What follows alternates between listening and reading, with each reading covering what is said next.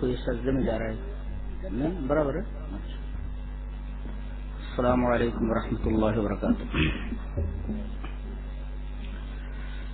ان الحمد لله نحمده ونستعينه ونستغفره ونعوذ بالله من شرور انفسنا ومن سيئات اعمالنا من يهده الله فلا مضل له ومن يضلل فلا هادي له واشهد ان لا اله الا الله وحده لا شريك له واشهد ان محمدا عبده ورسوله اما بعد.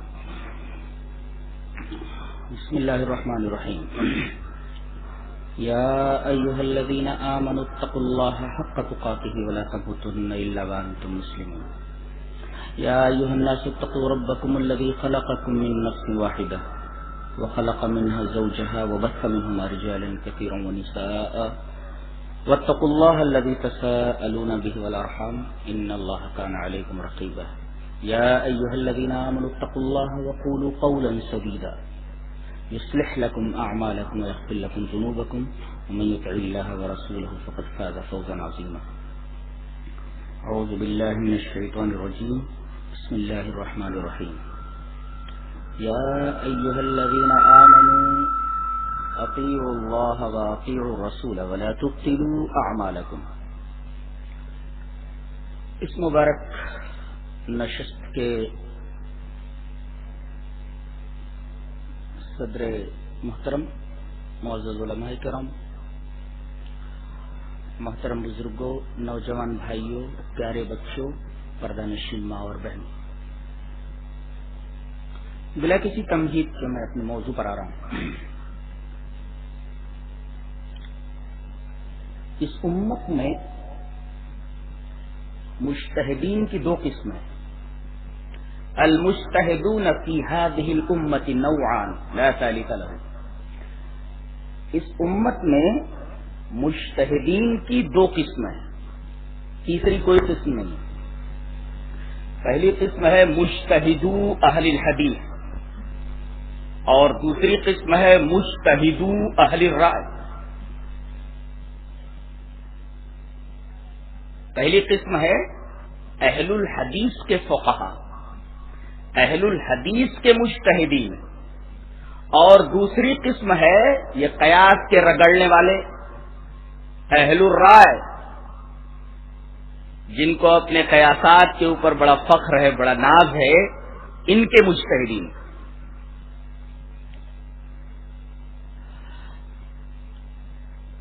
مجتہدو اہل الحدیث میں سب سے سر فہرست حضرت امام مالک. امام مالک کے بعد امام شافعی ہیں، دیگر محدثین ہیں، آگے تک سلسلہ امام ترمذی، نسائی، ابن ماجہ وغیرہ. گویا مجتہدو اہل الحدیث میں سر فہرست حضرت امام مالک ہے، جن کی وہ کتابیں نا آپ پڑھتے رہتے ہیں، موطا امام مالک. مجتہد اہل الرائے میں سر فہرست امام ابو حنیفہ ہیں. اور آخر میں یہ سلسلہ چلتے چلتے رکتا ہے بشر مریسی پر. جانتے یہ کون ہے؟ یہ معتزلی ہے. رائے کا آغاز کہاں سے ہوا، اختتام کہاں پر ہو رہا ہے؟ اعتزال کے اوپر. یہ وہی شخص ہے جس کی وجہ سے حضرت امام احمد ابن حنبل رحمت اللہ علیہ کو کوڑے کھانے پڑے. یہ وہی شخص ہے جو قرآن کے مخلوق ہونے کا سرگرم اور انتہائی فعال دائی تھا. کہتا تھا قرآن مخلوق ہے. اس بدعت کے مقابلے میں حضرت امام احمد ابن حنبل رحمہ اللہ چٹان بن کر کھڑے ہو گئے. یہ بہت سارے منطقیانہ دلائل دیتا. دیکھو قرآن مخلوق ہے، دلیل یہ ہے.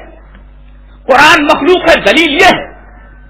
قرآن مخلوق ہے، دلیل منطقی یہ ہے. حضرت ہر دلیل کے جواب میں یہی فرماتے، آتونی شیئا من کتاب اللہ و سنت رسولہ فاقول بی. یہ منطقیانہ دلیلیں میرے سامنے پیش مت کر، کتاب اللہ کی کوئی دلیل ہو تو لا کہ قرآن مخلوق ہے، سنت رسول کی کوئی دلیل ہو تو لا کہ میں اس کا قائل ہو جاؤں، فاقول بھی یہ تیری منطقیانہ دلیلیں عقیدے کے اس باب میں چلنے والی نہیں ہے۔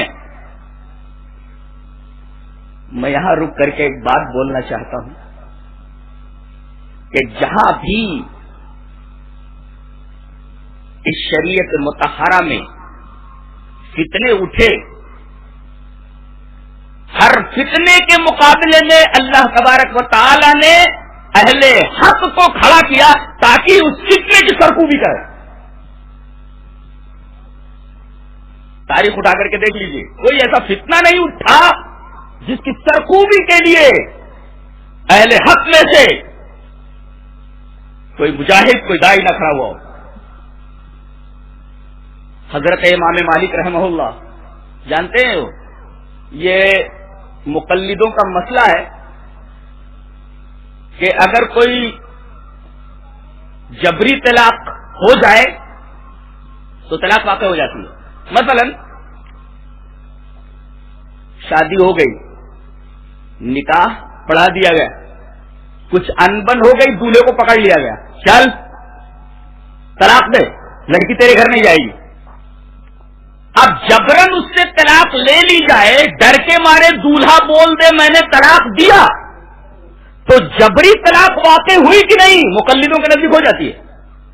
اگر دولہا ڈر کے مارے بول دے کہ میں نے طلاق دے دیا، لڑکی اس کے عقد کے باہر ہو گئی، حبال عقد سے نکل گئی۔ یہ مقلدوں کا مسئلہ ہے۔ حضرت امام مالک اس بدعت کے خلاف چٹان بن کر کھڑے ہوئے، کہا کہ جبری طلاق لیس بشیء، اس کی کوئی حقیقت اسلام میں نہیں ہے۔ ان کے سامنے امام ابن ماجہ نے جو ایک حدیث نقل فرمائی ہے، ابن ماجہ شریف کتاب النکاح میں، وہ سامنے رہی ہوگی۔ حدیث اس طرح ہے، وعن ابی ذر الغفاری رضی اللہ تعالی عنہ قال قال رسول اللہ صلی اللہ علیہ وسلم ان اللہ تجاوز عن امتی الخطأ والنسیان وما استکرہوا علیہ، رواہ ابن ماجہ فی کتاب الطلاق۔ حضرت ابو ذر غفاری فرماتے ہیں کہ رسول اللہ صلی اللہ علیہ وسلم نے ارشاد فرمایا کہ اللہ نے 3 چیزیں اس امت سے اٹھا لی ہیں۔ ایک تو بھولے سے اگر کوئی کام کر دے تو مواخذہ نہیں ہے، غلطی سے کوئی کام کر دے مواخذہ نہیں ہے، اور جبرن اس سے کوئی کام کرا لیا جائے تو اس کا بھی اعتبار نہیں ہے۔ اس حدیث کے پیش نظر حضرت امام مالک نے فرمایا کہ مقلدوں کا یہ مسئلہ صحیح نہیں ہے، جبری طلاق واقع نہیں ہوتی۔ اب حضرت دلیل پیش کر رہے ہیں، اور ایک بات یہ بھی ذہن نشین کر لے، جہاں حق کی آواز اٹھتی ہے مقابل کے سامنے دلائل تو ہوتے نہیں، تو کیا کرتا ہے؟ کیا کرتا ہے؟ 2 کام کرتا ہے۔ کہیں میں نے پڑھا تھا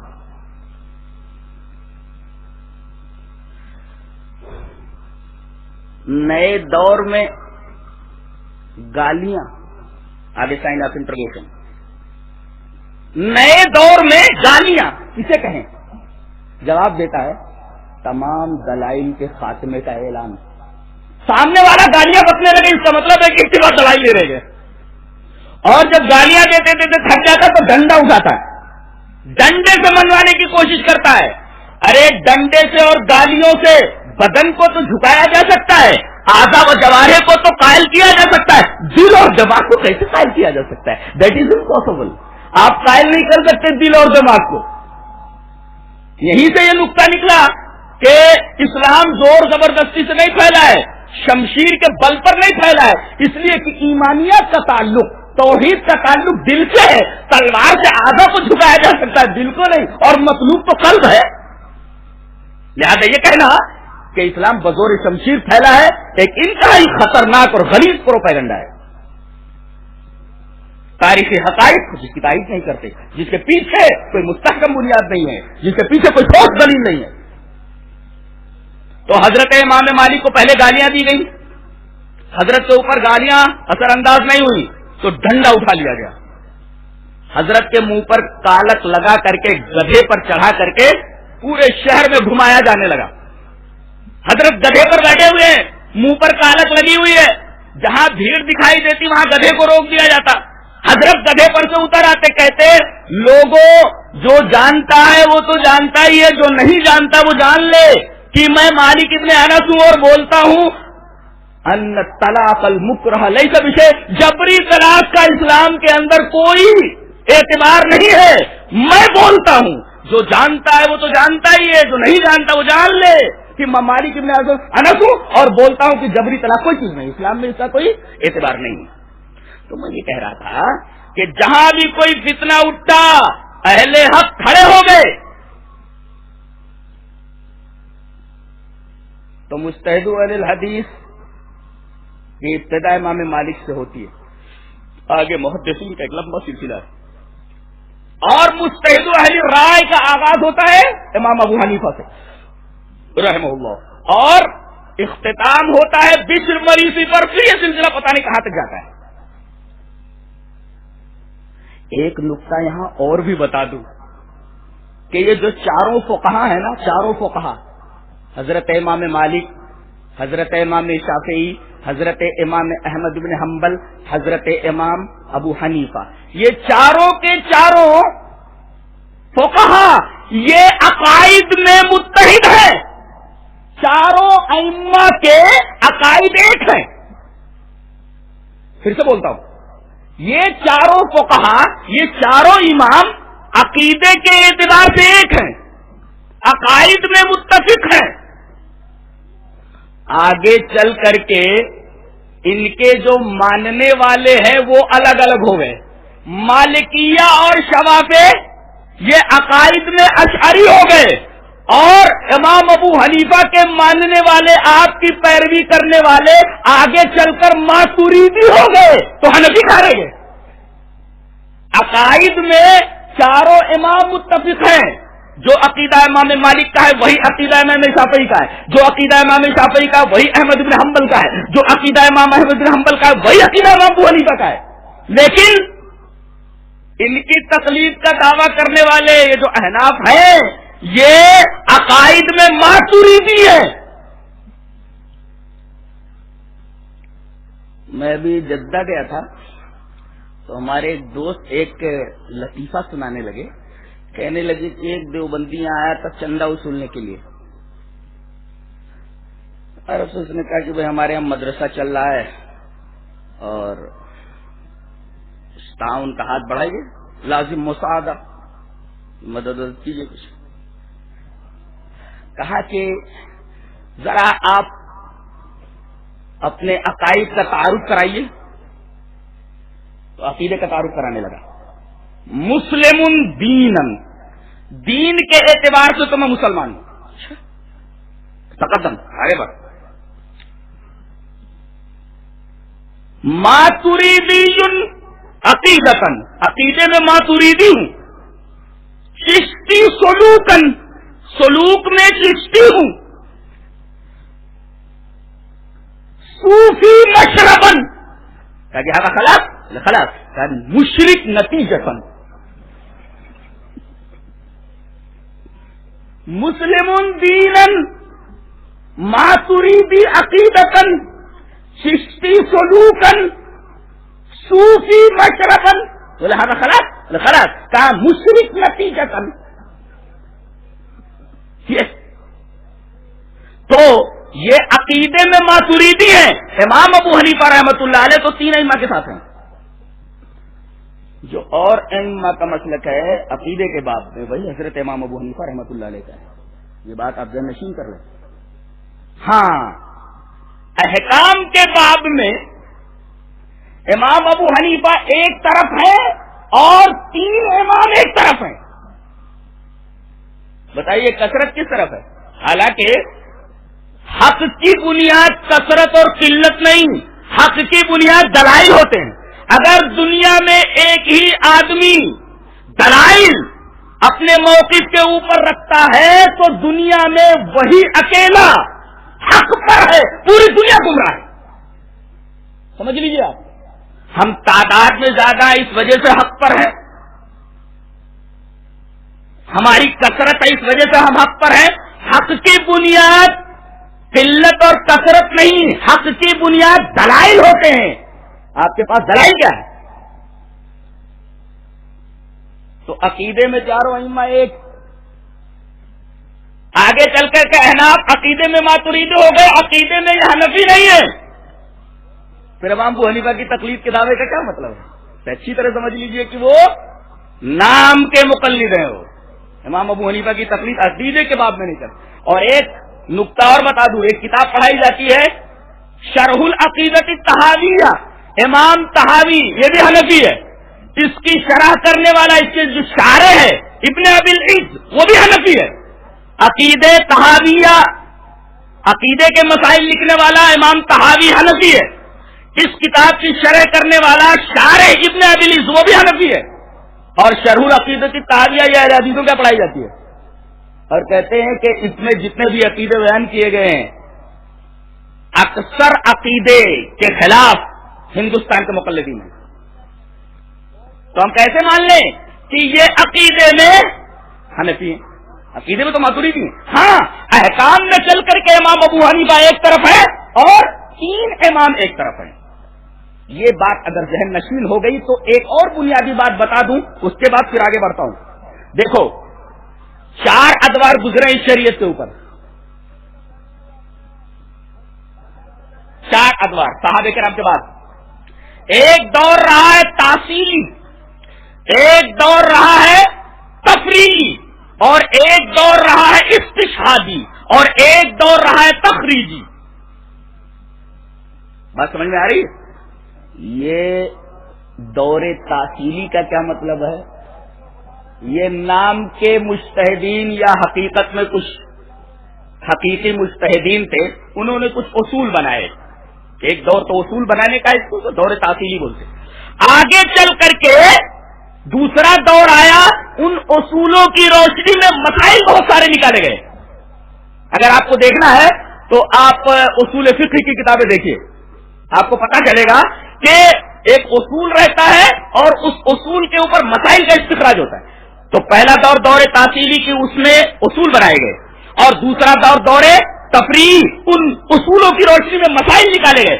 پھر تیسرا دور آیا، کچھ محدثین کھڑے ہوئے، للکارا انہوں نے کہ یہ جو اصول بنا کر کے آپ لوگوں نے یہ فرعیں نکالی ہیں، یہ مسئلے نکالے ہیں، دلیل کیا ہے اس کی؟ تو اب فقہاء نے ہاتھ پیر مارنے شروع کیے، یہ حدیث لا، وہ حدیث لا، یہ حدیث لا، وہ حدیث لا. جتنی بھی چیزیں حدیث کے نام پہ ملی رسم و یابس انہوں نے اپنی اپنی کتابوں میں درج کر دی. اٹھا کر کے آپ شرح وقائع دیکھیے، اٹھا کر کے آپ ہدایت دیکھیے، جو بھی حدیث ملی فوراً نقل کر دیا انہوں نے حاشیے میں کہ دیکھو اس اصول کی بنیادی حدیث ہے. اگرچہ اس حدیث کا کچھ اتا پتا نہیں، حدیث صحیح ہے، حدیث ضعیف ہے، حدیث موضوع ہے، حدیث منگلت ہے، کیا ہے، اس سے انہیں کچھ بحث نہیں تھی. بس جو کچھ ملا انہوں نے اپنی اپنی کتابوں میں درج کر دیا. چوتھا دور آیا کہ بھئی یہ حدیثیں آپ نے کہاں سے نقل فرمائی ہیں، ذرا حوالہ تو دیجئے. تب یہ چوتھا دور دور تخریج ہے. جیسے امام زیلئی ہیں، ان کی کتاب نسب الرایا ہے، انہوں نے بتایا کہ ہدایہ کی فلاں حدیث صحیح ہے اور ہدایہ کی اتنی حدیث ہے، یہ معیار حدیث کے اوپر پوری نہیں اترتی، اتنی کھری ہے، اتنی کھوٹی ہے، اور کھوٹی حدیثوں کی تعداد بے حد زیادہ ہے. یہ ہے حنفی مسلک کا ایک مختصر اور ایک ملخص خاکہ، ایک سرسری خاکہ جو آپ کے سامنے پیش کیا گیا. اور ایک بات اور یاد رکھیے، ان لوگوں نے ایک پروپیگنڈا کیا ہوا ہے کہ محدثین نے صرف حدیثیں جمع کی ہیں، حدیثوں کا عطر تو فقیہ لوگوں نے نکالا ہے. میں کہتا ہوں کہ پھول جمع کرنا یہ محنت طلب کام نہیں ہے. ہمارے ایک دوست قنوج سے آئے ہیں، قنوج میں وہ پھولوں سے عطر نکالا جاتا ہے. تو پھولوں کو جمع کرنا اور پھولوں کے پودے لگانا، اس میں محنت نہیں لگتی ہے.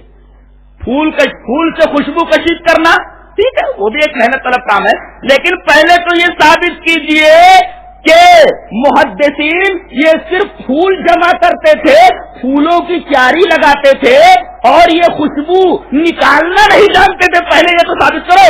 لہذا آپ یہ بات کہیں نہیں دکھا سکتے اور اس کی کوئی بنیاد نہیں ہے کہ محدثین سیادلہ تھے، کیمسٹ تھے اور فقہا اطباء تھے، ڈاکٹر فقہا تھے. یہ تو بیچارے کیمسٹ تھے، یہ دوا کی دکان کھول کر کے بیٹھ گئے. دوائیاں لکھنے والے تو فقہا تھے. یہ الزام لگا محدثین کے اوپر، جبکہ یہ بات کہیں موجود نہیں ہے. یہ تقسیم آپ کہیں نہیں دیکھیں گے کہ اس طریقے کی تقسیم موجود ہو. آپ شہرستانی کی الملل والنحل اٹھا کر کے دیکھ لیجئے، ابن حزم کی مشہور کتاب الفصل من الاحواء والنحل اٹھا کر کے آپ دیکھیے، مقدمہ ابن خلدون دیکھ لیجئے، آپ ترجمہ ہو چکا ہے. کیسے کیسے الزامات لگائے گئے.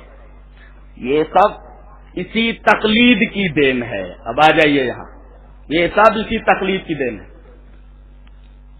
جھوٹ بولوانا یہ تقلید کا کام، شرک کی راہ ہموار کرنا یہ تقلید کا کام، قرآن کی آیتوں میں بیجا تحریف کرنا یہ تقلید کا کام، حدیثوں کو بے دردی سے ٹھکرا دینا، حدیث کے مسائل کو پامال کر دینا بے دردی سے، یہ تقلید کا کام.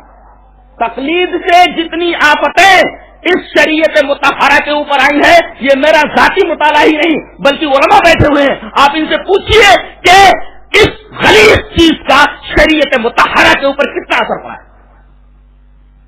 اور شریعت مطہرہ میں سے چند انسانی زندگی کے پہلوؤں کے اوپر کیا برے اثرات اس کے پڑے ہیں، میں ایک سرسری خاکہ اس مختصر سے ٹائم میں آپ کے سامنے رکھنا چاہتا ہوں. مثلا ابھی ایک کیس ہوا تھا مظفر پور میں، عمرانہ نام کی ایک بہو کا. واقعہ کیا ہے معلوم نہیں، الزام یہ لگایا گیا کہ سسر واقع ہو گیا اپنی بہو کے اوپر، بدکاری کر لی تھی. یہ فتویٰ گیا تمام بڑی بڑی عربی یونیورسٹیز میں کہ سسر بہو کے اوپر واقع ہو گیا. اب یہ بہو بیٹے کھلا رہے حرام ہے.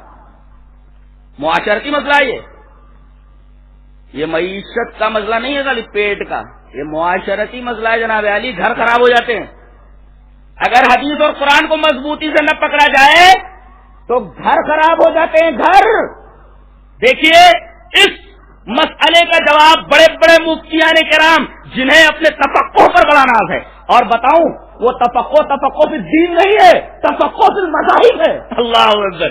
یہی ایک اور نقطہ کیا کیا بتاؤ، تھوڑا سا ٹائم ہے، کیا کیا سنو گے. ایک آیت کریمہ بتا دو تحریف کیسے کرتے ہیں. فلولا نفر من كل فرقة منهم طائفة ليتفقهوا في الدين ولينذروا قومهم اذا رجعوا اليهم لعلهم يحذرون. تو ایک جماعت کیوں نہیں نکلتی لوگوں میں سے کہ جا کر کے دین سیکھے، دین میں فقہ حاصل کرے، تفقہ فی الدین کرے، لیتفقہوا فی الدین، دین کی فقہ حاصل کرے. یہ کہتے تو ہے دیکھو یہ آیت کہہ رہی ہے کہ فقہ حاصل کرو، لیکن چھپا لیتے ہیں یہ کہ فقہ کس چیز کا حاصل کرو، دین کی فقہ حاصل کرو یا مذہب کی فقہ. استدلال میں تو لاتے ہیں تفقہ فی الدین اور دھوکہ یہ دیتے ہیں دیکھو فقہ کا ثبوت مل گیا. نہیں بتاتے کہ یہاں تفقہ فی الدین کی بات کہی جا رہی ہے، تفقہ فی المذاہب کی نہیں کہ امام ابو حنیفہ کے اجتہادات دیکھو، امام شافعی کے اجتہادات دیکھو، امام احمد بن حنبل کے اجتہادات دیکھو، امام مالک کے اجتہادات دیکھو. دین کی فقہ حاصل کرو، دین کی قید ہے یہ تفقہ فی الدین. اب سوال یہ ہے کہ دین واٹ از دین، دین کیا ہے. اب پوچھیں گے آپ تو دین نام ہے صرف کتاب و سنت کا. یہ میں نہیں کہہ رہا، حدیث کہہ رہے. حدیث کس طرح ہے، بلا دو تھوڑا پانی پلائیں. حدیث اس طرح وعن ابي هريره رضي الله تعالى عنه قال قال رسول الله صلى الله عليه وسلم اني قد تركت فيكم شيئين لن تضلوا بعدهما كتاب الله وسنتي ولن يتفرقا حتى يرجع على الحوض. رواه الحاكم في المستدرك في کتاب الايمان. حضرت امام حاکم اس حدیث پاک کو ایسے ہی مستدرک علی الصحیحین میں کتاب العلم کے اندر کتاب الایمان میں لائے.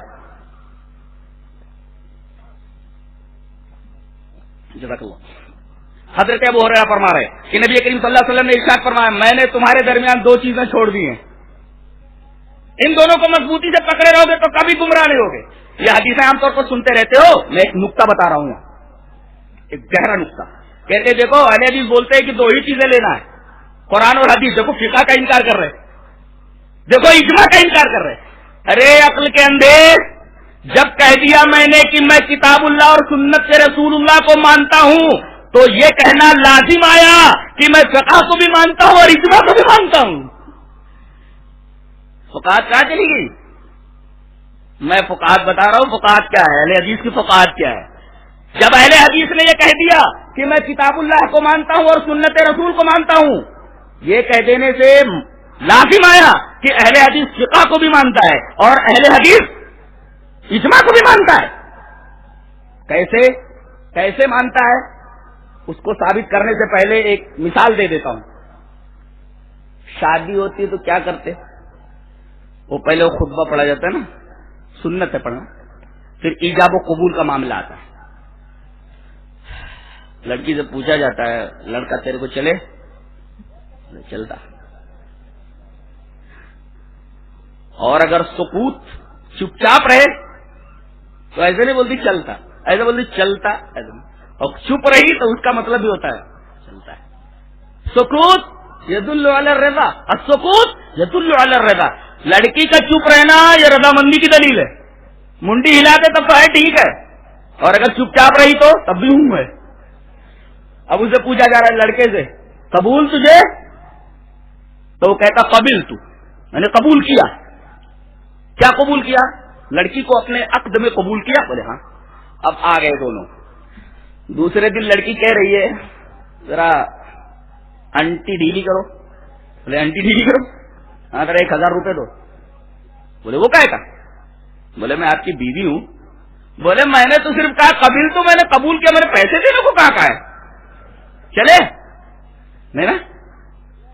اب حضرت گھر سے باہر جانے لگے. بولے ذرا 500 دے کر جائیے. وہ کہے کے لیے؟ ارے کھانا نہیں ہے، کھانا بنانا ہے، 500 روپے دے کر کے جاؤ.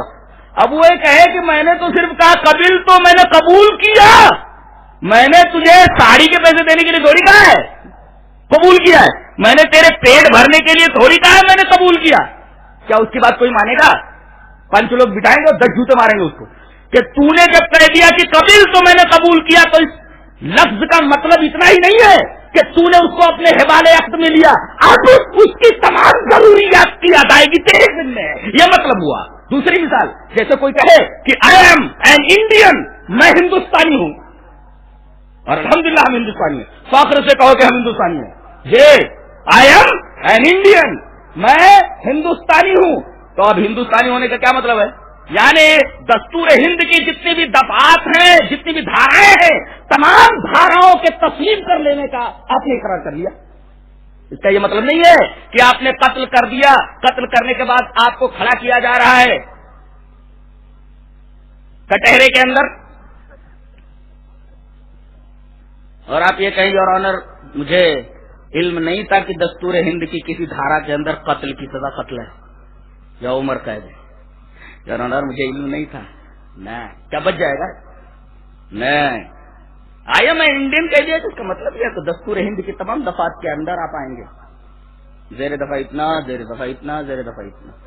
اسی طرح جب کہہ دیا میں مانتا ہوں اللہ کی کتاب کو، میں مانتا ہوں سنت رسول کو، تو لازم آیا کہ مانتا ہوں فقہ کو، مانتا ہوں اجماع کو. کیسے؟ اب ذرا ڈیپ میں اترتے ہیں. کیسے ایسے کہ مسائل محدود ہے کہ لا محدود؟ ارے بھائی میں بول رہا ہوں کچھ سمجھ میں بات آ رہی ہے نا، ذرا گہرائی لیے ہوتی ہیں باتیں تھوڑی سی. لا یتفکرون، فکر کرو، فکر کرنا چاہیے.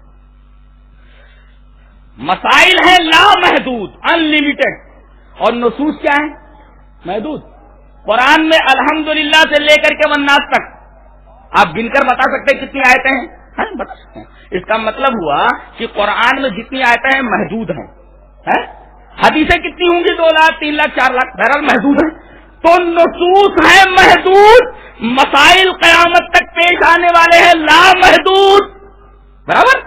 اب جب میں نے کہہ دیا کہ قرآن کو مانتا ہوں اور حدیث کو مانتا ہوں، میں نے اقرار کیا کہ میں فقہ کو بھی مانتا ہوں اور اجماع کو بھی، اس لیے کہ نصوص محدود، مسائل لا محدود. اب قیامت تک جتنے بھی مسائل پیش آئیں گے اگر بظاہر وہ قرآن اور حدیث میں نہیں ہے تو اس کی نظیر سامنے رکھ کر کے قیاس کیا جائے گا، فقہ کو تسلیم کیا جائے گا. یہ ہے تفقہ فی الدین. تفقہ فی الدین کیسے ہوتا ہے؟ مثال دے کر کے بتاتا ہوں. آج یہ لے جاؤ یاد ہو، یہ بات یہ لے جاؤ. کہ تفقع کیسے کیا جاتا ہے. عمرانہ کا مسئلہ ہے وہی جو میں نے ابھی کہا, ہم نے ٹرن وہیں سے لیا تھا. اب یہ خسر جو اپنی بہو کے اوپر واقع ہو گیا ہے, اب یہ لڑکی اس کی بہو اس کے بیٹے کے لیے حلال کیا حرام؟ پورے دارالعلوم کے مفتیوں نے یہ کہہ دیا کہ اب وہ لڑکی اپنے شوہر کے اوپر حرام ہو گئی ہے. اللہ, بنیاد ان کے خود ساختہ اصول. حدیث سے انحراف کا یہی نتیجہ نکلتا ہے کہ گھر بگڑ جاتے ہیں. کاش کہ انہیں نبی کریم صلی اللہ علیہ وسلم کی یہ حدیث معلوم ہوتی. حدیث اس طرح ہے, وعن عائشہ رضی اللہ تعالی عنہا قالت قال رسول اللہ صلی اللہ علیہ وسلم لا يحرم الحرام والحلال رواہ البیہقی فی السنن الکبری. حضرت امام بیہقی اس حدیث پاک کو ایسے ہی سنن کبریٰ کے اندر لائے ہیں, اور راویہ حضرت عائشہ رضی اللہ تعالیٰ عنہ. اور مان بات ایک روایت جو اس روایت کی تائید میں ہے حضرت عبداللہ ابن عمر کی بھی ہے, آپ اٹھا کر کے دیکھیے یہی مفہوم وہ حدیث بھی رکھتی ہے. حدیث کا ترجمہ کیا ہے؟ حضرت عائشہ فرماتی ہے کہ نبی کریم صلی اللہ علیہ وسلم نے ارشاد فرمایا کہ کوئی حرام کام حلال کو حرام نہیں کرتا. پھر بولتا ہوں, نبی نے کیا فرمایا؟ کوئی حرام کام حلال کو حرام نہیں کرتا. پھر بولتا ہوں, کوئی حرام کام حلال کو حرام نہیں کرتا. عمرانہ کے اوپر تو بات میں آ رہے ہیں, ایک مثال دیتا ہوں. ایک حاجی صاحب تھے, گئے حج کرنے کے لیے, دیکھا کہ اب روز چھری خراب ہو جاتی ہے, ذرا ایک اسٹین لیس چھری دیکھنے کہیں. دکان پر گئے, دیکھا کہ اسٹین لیس چھری ہے, پار کر دیا انہوں نے, جیب میں رکھ لیا. چھری ہے چوری کی, آج رات چرا کر لائے, چوری کی چھری ہے, سکین مسروقہ ہے, چھری چوری کی ہے. اچھا, اب حضرت گھر میں رکھے ہوئے, بقرعید کا دن آیا تو بکرا لائے ہوئے اپنے حلال کمائی سے. اب اس حرام چھری سے حلال بکرے کو ذبح کر رہے ہیں. بکرا حلال یا حرام بتاؤ؟ اب یہ مسئلہ آپ کے سامنے آ جائے, آپ کیسے بیان کریں گے؟ جواب دینا نا, آپ جواب دینا. چھری ہے حرام اس لیے کہ وہ چرائی ہوئی ہے, اللہ کے بندے حرام ہے چھری. یہ بکرا تو حلال پیسے کا ہے, تو اب حرام چھری سے حلال بکرے کو ذبح کر دیا جائے. بکرا حلال یا حرام؟ گوشت کھایا جائے یا گوشت نہ کھایا جائے, مسئلہ درپیش ہے, فقہا کے سامنے پیش کر دیا گیا ہے. جواب یہ ہے, نبی کی حدیث جواب دے دو کہ کوئی حرام چیز حلال کو حرام نہیں کرتی. چوری کی سزا تو ہے کہ ثابت ہو جائے تو اس کا ہاتھ کاٹ دیا جائے, یہ ہے, لیکن یہ حرام کام حلال کو حرام نہیں کرتا. اس کا گوشت کھا سکتے, وہ تو حلال پیسے کا ہے, اس کا جرم الگ سے ہے. حرام چھری سے حلال جانور کو ذبح کیا گیا تو حرام چیز حلال کو حرام نہیں کرتی. ایسے ہی بیٹے کے لیے تو وہ حلال ہے نا, لڑکی ہے, تو اب باپ نے حرام کام کیا تو حرام کام حلال کو حرام کیسے کر دے گا؟ آ گیا مسئلہ سمجھ میں حضرت؟ اس کو کہتے ہیں فقاہت, اس کو کہتے ہیں تفقہ فی الدین, اس کو تفقہ فی الدین کہتے ہیں. اب ایک مسئلہ آیا, ابھی اس پر اور بہت سارے مسئلے نکالتا ہوں تاکہ آپ بھی مسئلے نکالو. ارے ابھی سنو, مسئلے نکالو.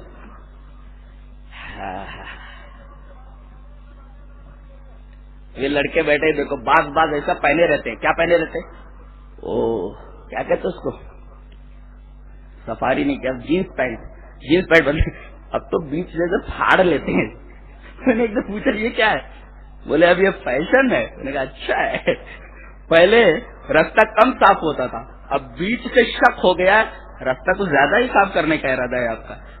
تو اب جینس پینٹ پہنے ہوئے, جینس پینٹ کے اوپر ایک شرٹ پہنے ہوئے, شرٹ کے اوپر ایک تصویر بنی ہوئی ہے. مسئلہ جو لطیفے کے انداز میں بولتا ہوں تاکہ آپ کی پوری توجہ میری طرف مبذول ہو جائے. یہ میرے استاد کا طریقہ تھا. بحث اگر ٹیڑھی ہوتی تھی تو وہ کچھ لطیفے سنا کر کے اپنی طرف متوجہ کر لیتے تھے تاکہ آدمی کی توجہ اگر مرکوز ہو جائے تو بات اچھی طرح سمجھ میں آتی ہے.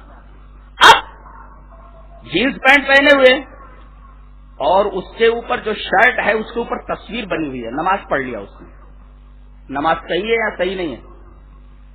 یجوز اولا یجوز، تصویر بنی، تصویر تو حرام ہے نا. اب یہ نماز ہوئی کہ نہیں ہوئی؟ نماز ہو گئی، تصویر کا گناہ الگ سے ہے. یہ جزیہ حافظ ابن حجر عسقلانی رحمۃ اللہ علیہ فتح الباری میں لائے، کہتے ہیں وَدَلَّ هَذَا الْحَدِيث عَلَىٰ اللہ تفسد صلاته، یہ دلیل ہے یہ حدیث کہ اس کی نماز فاسد نہیں ہوئی. اور شروع میں تصویر ڈیسوپ کا تذکرہ ہے، کسی کپڑے کے اوپر تصویر کا. فتح الباری اٹھا کر دیکھا جائے یہ دوسری جگہ موجود ہے حدیث کی روشنی میں. وَدَلَّ هَذَا الْحَدِيث عَلَىٰ اللہ تفسد صلاته، اس کی نماز فاسد نہیں ہوئی. کتنے مسئلے نکال سکتے ہو؟ بہت سارے مسئلے نکال سکتے کہ نہیں؟ اب ایک مسئلہ اور بولتا ہوں، ہوائی جہاز پر نماز پڑھنا صحیح ہے یا نہیں؟ اترے تب پڑھا جائے یا پڑھ لیا جائے؟ اس میں یہ مسئلہ ہے. نبی کے زمانے میں ہوائی جہاز نہیں تھی اور نہ تو کہیں موجود ہے یہ مسئلہ کہ ہوائی جہاز میں نماز پڑھنا درست ہے یا نہیں. یہ جزئیہ نہ تو قرآن میں ہے اور نہ یہ جزئیہ حدیث میں ہے. جزئیہ کا مطلب نفس صریح طور پر ایسا نہیں لکھا ہے کہ جہاز پر نماز پڑھنا جائز ہے یا ناجائز. اب مسئلے کا جواب دینا ہے.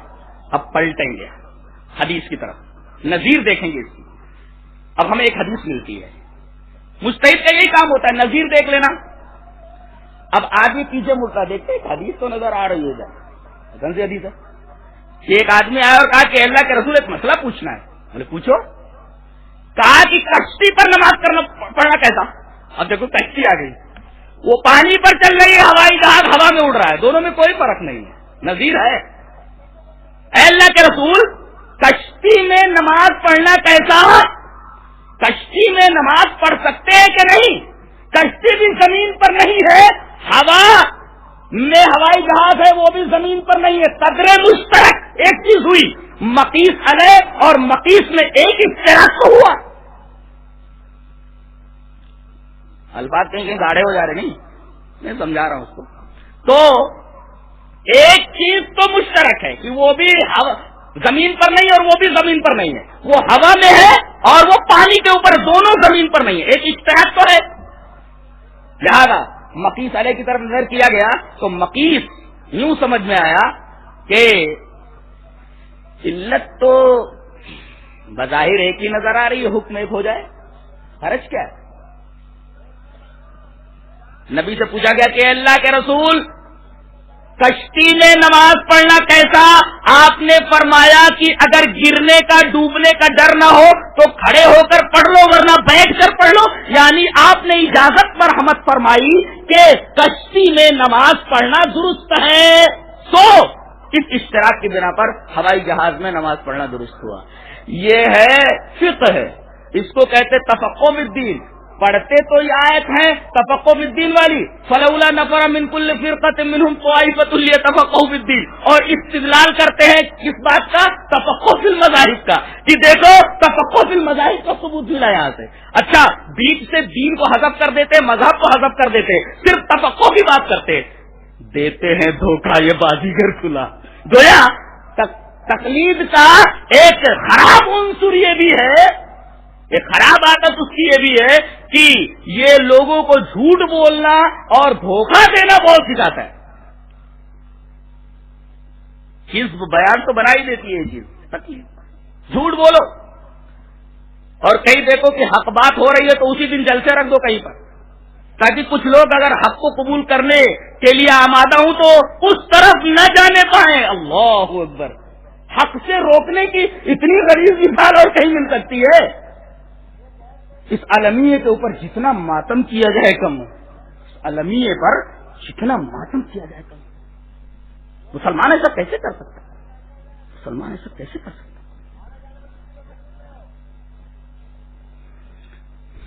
تکلیف ان کو بڑا ناز ہے. ایک لطیفہ سناؤں؟ لطیفہ سنانا تو عادت نہیں، میں آپ کی توجہ چاہ رہا اس طرف، ایک اچھی بات بتانے جا رہا تھا اس طرف. ایک مقلد مولوی تقریر کر رہا تھا، کہا میں نے خواب میں دیکھا، میں ایک اہل حدیث بھی جلسے میں بیٹھا ہوا تھا، کہا مولوی صاحب آپ خواب دیکھ رہے تھے، میں بھی وہاں موجود تھا. تو کون؟ اہل حدیث ہوں، شریر کہیں کا میرے خواب میں تو بھی موجود تھا. کہا کہ حضرت کیا دیکھا آپ نے خواب میں؟ کہا کہ میں نے دیکھا کہ ایک دریا ہے،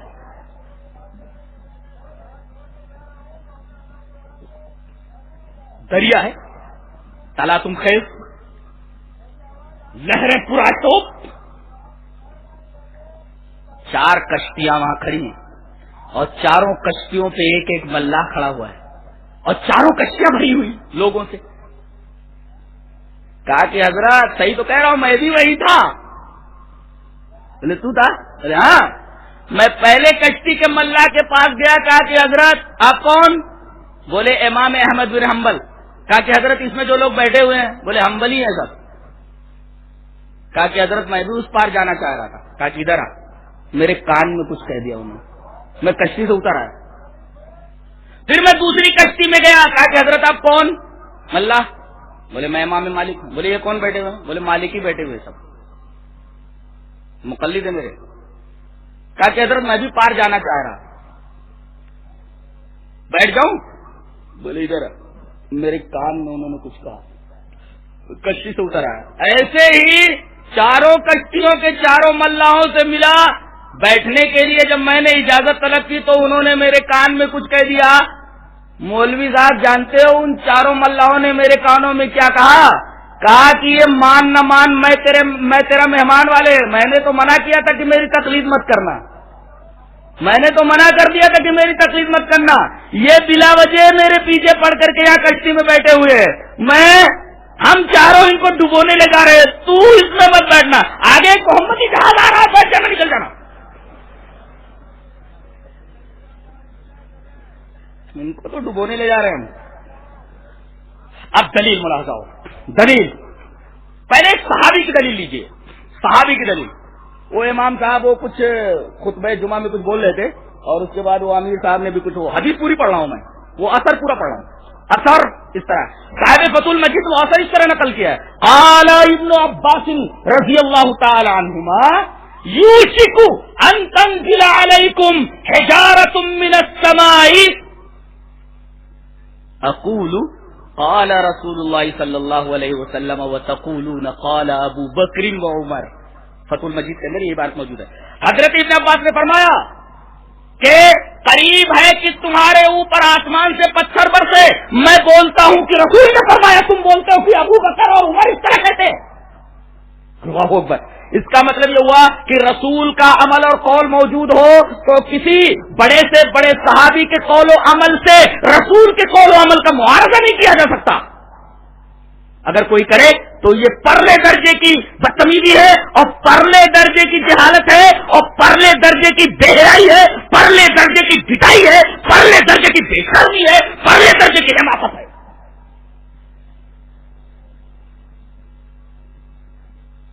رسول کے قول کا معارضہ امتی کے قول سے، رسول کے عمل کا معارضہ امتی کے عمل سے، کتنی بڑی پٹائی اور کتنی شوق چشمی ہے. اب آئیے اماموں کی طرف چلتے ہیں. حضرت امام مالک غالباً نبی کی قبر کے پاس کھڑے ہوئے ہیں سامنے. یہ قال الامام مالک، قول فتح المجید میں قول ایسی منقول ہے. قال الامام مالک ما منا الا وهو راد ومردود عليه الا صاحب هذا القبر. یہ حضرت کے الفاظ ہیں امام مالک کے. میں نے پوری دیانتداری کے ساتھ وہ قول نقل کر دیا. امام مالک نے فرمایا کہ دنیا میں ہر آدمی کی بات کو لیا بھی جا سکتا ہے اور چھوڑا بھی جا سکتا ہے سوائے اس قبر والے کے. اس قبر والے کی بات لینا ہی ہے. اور میں یہ کہوں تو بیجا نہ ہوگا کہ قیامت کے دن اللہ یہ پوچھے میرے بندے تو میرے سامنے کیا لے کر کے آیا ہے، میزان عمل پر رکھنے کے لیے تیرے پاس کیا چیز ہے. تو میں یہ کہوں کہ میرے پاس تیری کتاب ہے اور اے میرے معبود تیرے رسول کی احادیث ہے. اللہ فرمائے گا بس، کہا کہ اے اللہ تیرے رسول نے یہی 2 چیزیں تو ہمیں دی تھی. میں نے امام ابو حنیفہ کی تقلید نہیں کی، میں نے امام مالک کی تقلید نہیں کی، میں نے امام احمد حنبل کی تقلید نہیں کی، میں نے امام شافعی کی تقلید نہیں کی. برا تو نہیں کیا میں نے. اللہ فرمائے گا میرے بندے تو نے برا نہیں کیا، یہی 2 چیزیں تو میں نے پکڑنے کے لیے کہا تھا. وہ سوالات ہی نہیں ہے جس کے جوابات لوگ حل کرتے رہے. قبر میں بھی ایک آسان سوال بچہ بھی کر سکتا ہے کہ قبر میں 3 سوالات کیے جائیں گے. من ربک؟ جواب ربی اللہ. دوسرا سوال من نبی؟ تیرا نبی کون؟ نبی محمد صلی اللہ علیہ وسلم. ما دینک؟ تیرا دین کیا؟ بولے دین الاسلام. چوتھا سوال ہے کیا؟ من امامک؟ امام کون؟ بولے ارے جب سوال حشر میں نہ پوچھا جائے، سوال قبر میں نہ پوچھا جائے، کائے کہ اس کے پیچھے مگز ماری کر رہا ہے، مگز ماری کر رہا ہے اس کے پیچھے. من امامک سوال ہی نہیں ہے اور اس کو واجب اور فرض سمجھے ہوئے، یعنی جس سوال کی کوئی اہمیت ہی نہیں ہے اس کو لازم کر دیا گیا ہے اسٹوڈنٹ کے لیے، اس کو حل کرو. کتنی حماقت! حل کرنا بھی حماقت، بولنا بھی حماقت.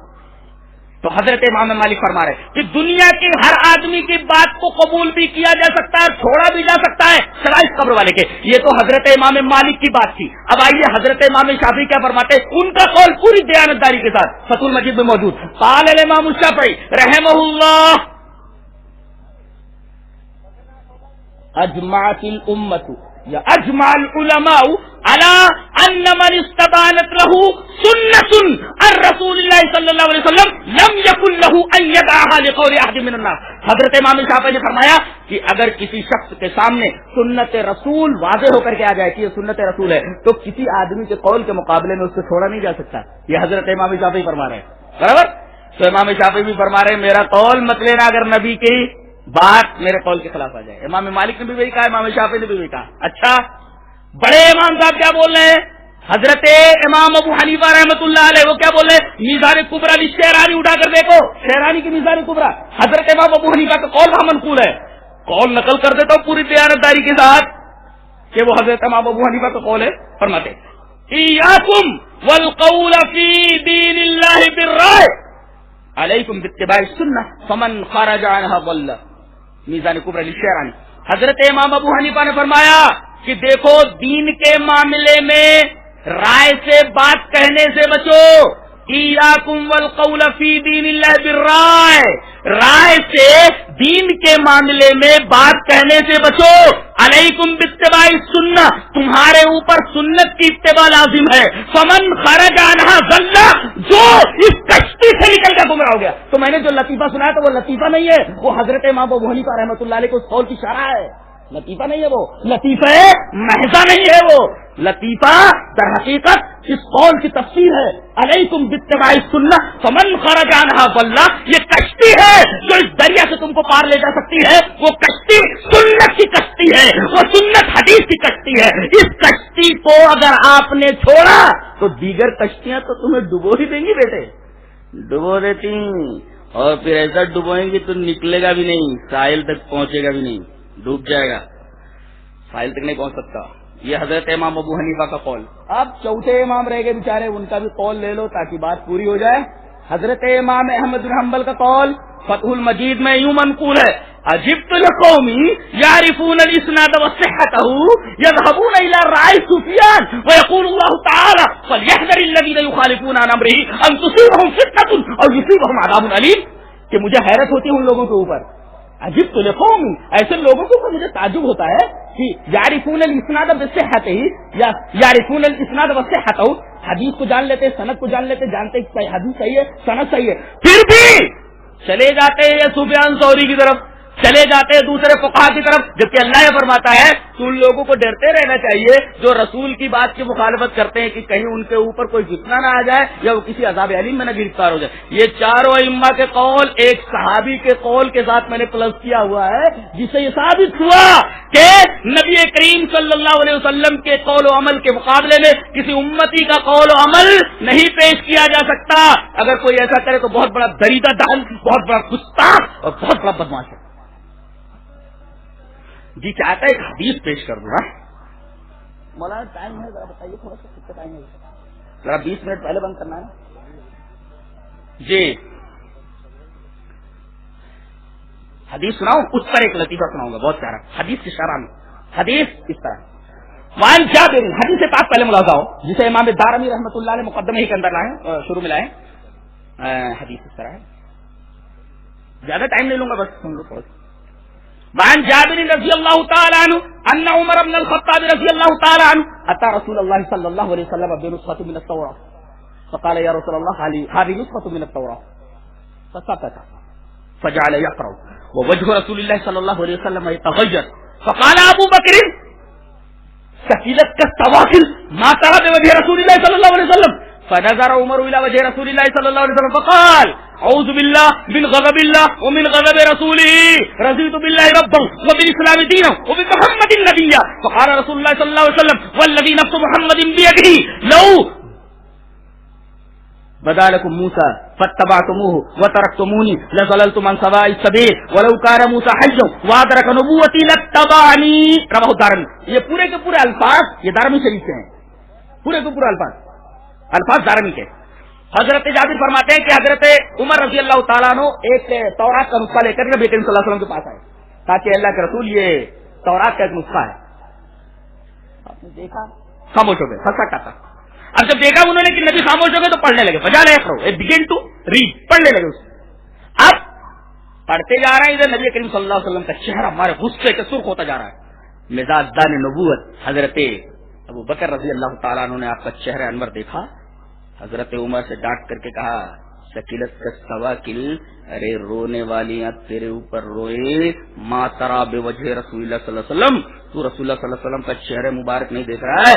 حضرت عمر نے جب نگاہ اٹھائی تو پڑھنے میں مشغول تھے, نگاہ جب اٹھی چہرہ دیکھا تو گھبرا گئے, کانپ گئے, کہنے لگا اعوذ باللہ من غضب اللہ من غضب رسولہ, میں اللہ کی پناہ چاہتا ہوں اللہ کے غضب سے, اس کے رسول کے غضب سے. نقطہ یہ, رسول اگر ناراض ہو جائے تو اللہ بھی ناراض ہو جاتا ہے. دوسرا ٹکڑا ومن غضب رسول سے. اب اس مختصر ٹائم میں کیا کیا بتاؤں میں آپ کو, تو اعوذ باللہ من غضب اللہ من غضب رسول, پھر کہنے لگا رضیت باللہ, گھبراہٹ دیکھ رہے ہو, رضیت باللہ ربا.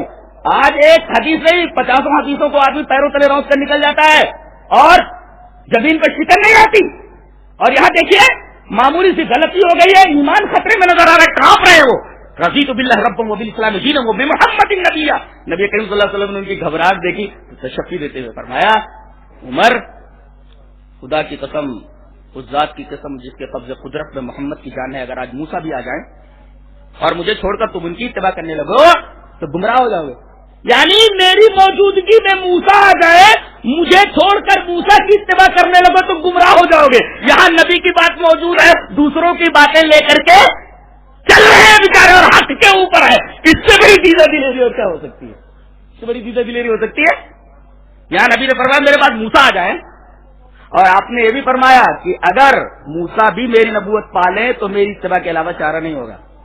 لطیفہ سنا دوں, ایک مولوی صاحب آئے, کہنے لگے مولوی صاحب میں آپ سے مناظرہ کرنا چاہتا ہوں. میں نے کہا میرے سے؟ بولے ہاں. میں نے کہا آپ کون ہیں؟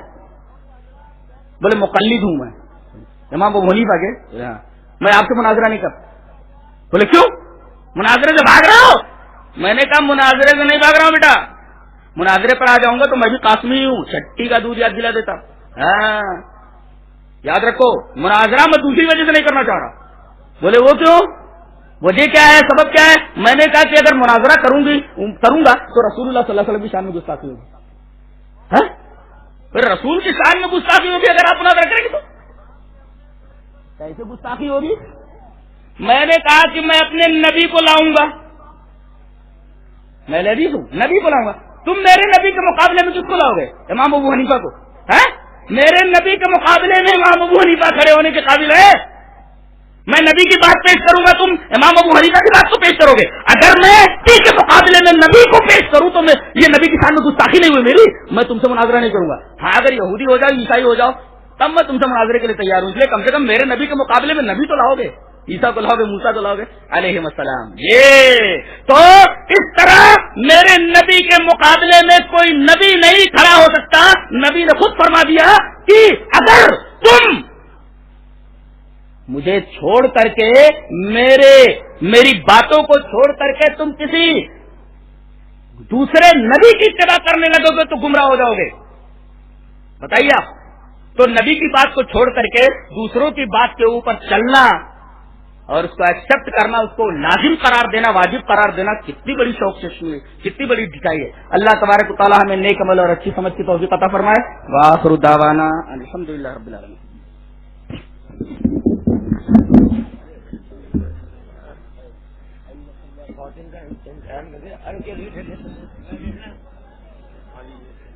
تو اسم با مسمى ہے ذرا ماشاء اللہ بڑی مدلل محقق تقریر آپ نے فرمائی اور ایسی فرمائی میں سمجھتا ہوں کہ یعنی کلہم جتنے بھی ہیں سب جو ہے سمجھیے کہ کار خیر کو پیش کر رہے ہیں، مگر مولانا نے جو روح پھونکی ہے اور جو باتیں کہی ہیں حقیقت تو یہ ہے، پلو سے باندھ لو اس کو اور اس کو یاد رکھو، اور بہت مدلل محقق تقریر آپ کی تھی۔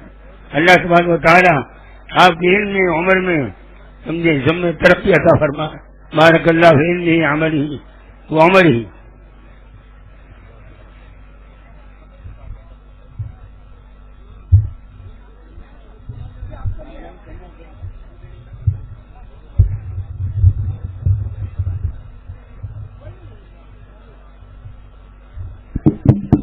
ہلو